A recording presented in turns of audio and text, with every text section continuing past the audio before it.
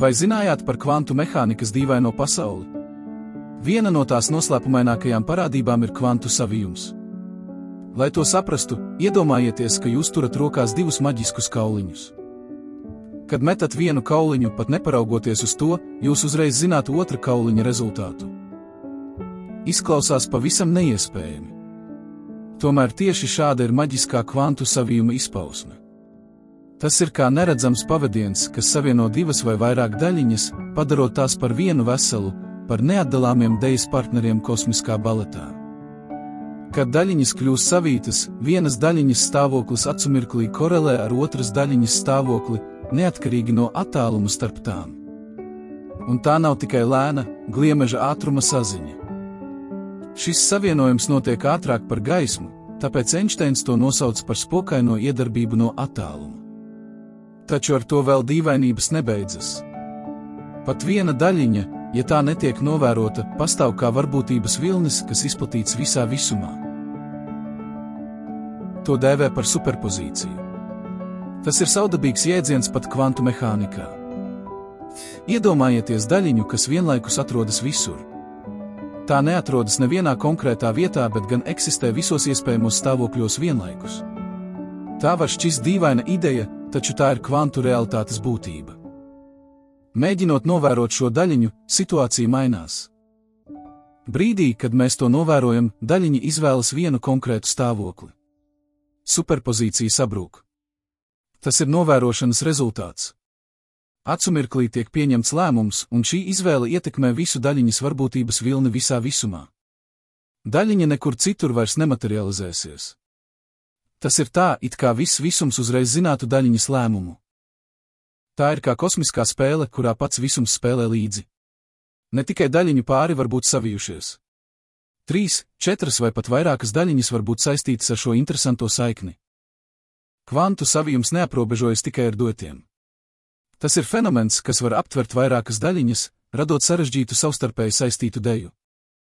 Šis hipnotizējošais kvantu stāvokļu balets nav tikai teorētiska ideja, bet gan realitāte, kas novērota laboratorijas apstākļos. Tagad paskatīsimies mazliet plašāk. Ko, ja viss kosmos ar tā milzīgo galaktiku, zvaigžņu un daļiņu klāstu ir savijies?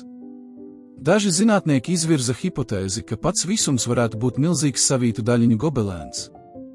Iedomājieties, ka katra daļiņa, sākot no tās, kas atrodas jūsu pirksta galā, līdz pat daļiņām tālā galaktikā, ir savijušās kosmiskā attiecību tīklā, un katra no tām ietekmē citu neiedomājamos attālumos.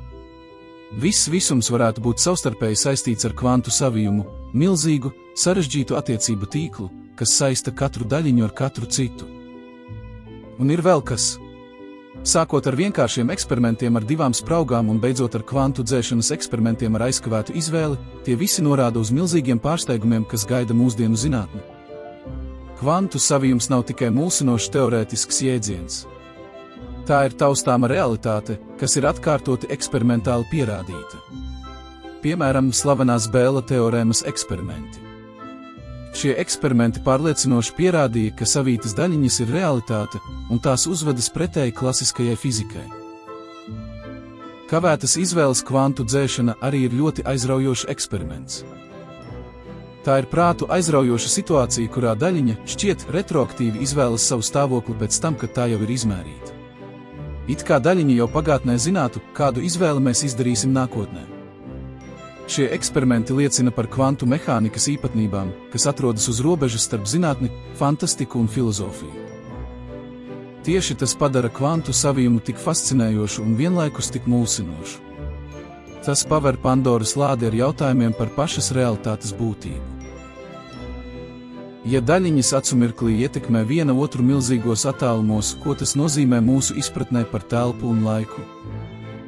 Vai visums būtībā ir nelokāls, kā to ierosināja fiziķis Deivids Boms, vai arī pastāv slēptie mainīgie lielumi, kurus mums vēl ir jāatklāj?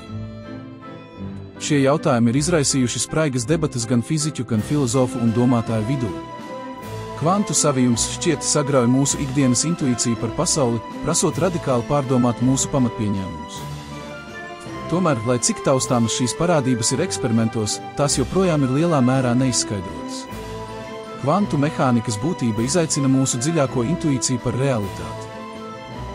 Nobela laureāta Ričarda Feinmana vārdiem runājot, neviens nesaprot kvantu mehāniku. Tas ir pazemīgs atgādinājums, ka, neraugoties uz mūsdienu zinātnes sasniegumiem, visums joprojām slēpj dziļus noslēpumus, kas gaida atklāšanu.